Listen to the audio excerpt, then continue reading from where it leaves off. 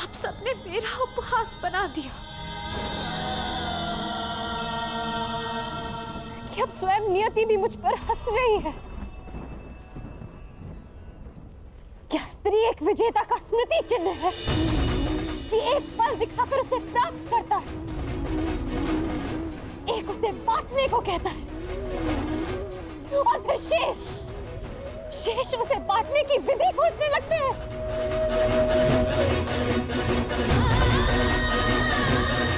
महाबलशाली वृकोदर भीम, जिसने एक विशाल वृक्ष उठाकर मेरी रक्षा की चुनौती ली थी, पवन वेग से युद्ध किया, क्या वो उस पांचाली को उसका मान बनाए रखने का आश्वासन नहीं देगा? जो पांचाली नियति की आंधियों में उड़ी जा रही है, क्या यही इस पांचाली का प्रारब्ध है आर्या?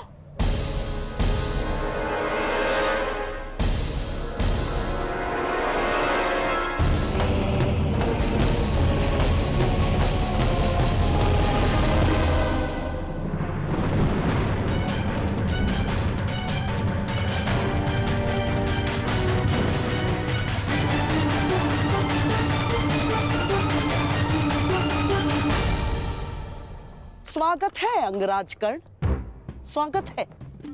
पांचाल से साथ ही निकले थे, यहाँ पहुंचने में बड़ा विलंब कर दिया आपने। मार्ग में कुछ अशुभ घटित हुआ था क्या? नहीं,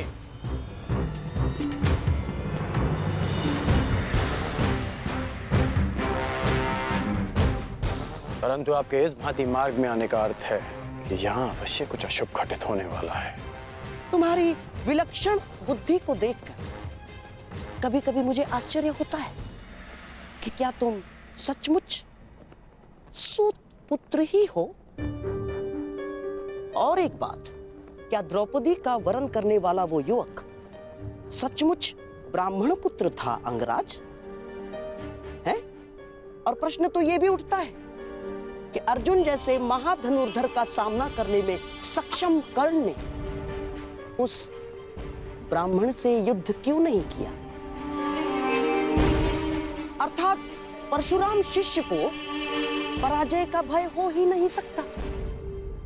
तो उस युद्ध से पीछे हटने का कारण क्या था अंगराज कर्ण? क्योंकि एक सच्चा योद्धा युद्ध नीति का पालन करता है, वो ना कारण किसी से युद्ध करता है और ना किसी का अधिकार छीनता है। उस युवक ने अपने बल और कौशल से वो स्वयंवर जीता है।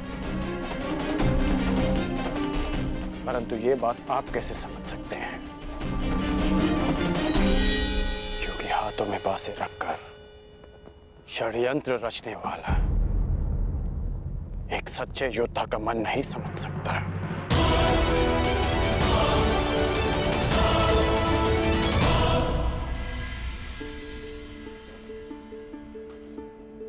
पांचाली,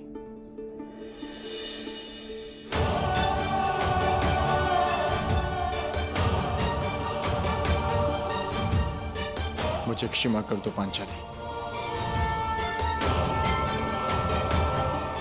किसी का मंतव्य तुम्हें ठेस पहुंचाना नहीं था।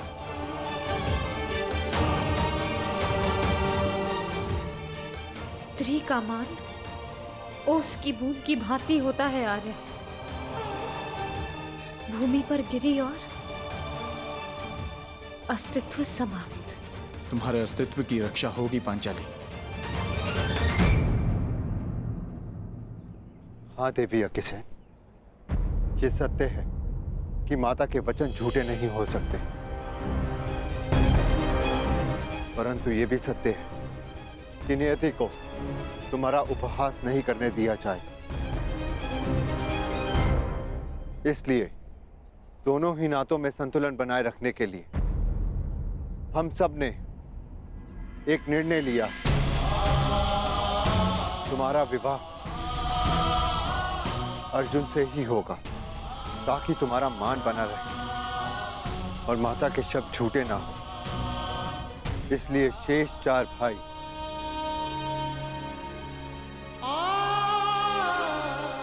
संन्यास लेंगे, संन्यास लेंगे, संन्यास लेंगे।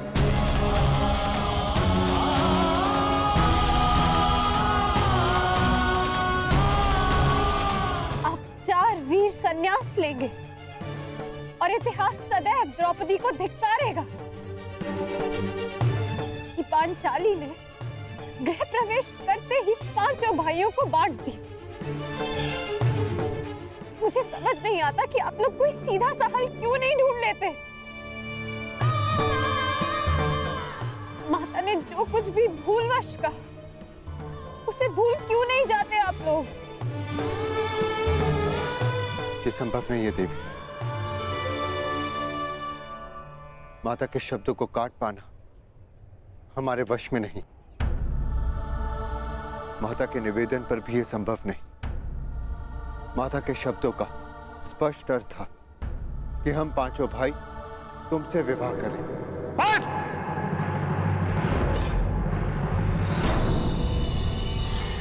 अब एक भी शब्द और मत कहना दुस्साहसी ब्राह्मण।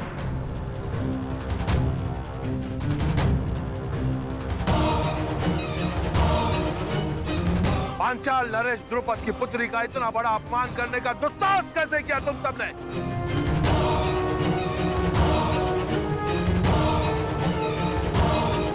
ये तो ईश्वर की कृपा है कि मैं यहां अपनी पुत्री का कुशल क्षेम पूछने आ गया, अन्यथा तुम सब अनर्थ करने जा रहे थे। पुत्री, तुम इसी क्षण पांचाल की ओर प्रस्थान कर रही हो और मैं युद्ध में इन सब का वध करूंगा।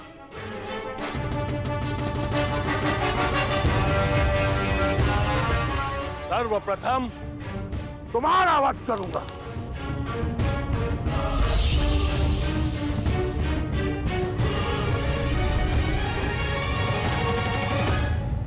ठहरिए पांचाल नरेश।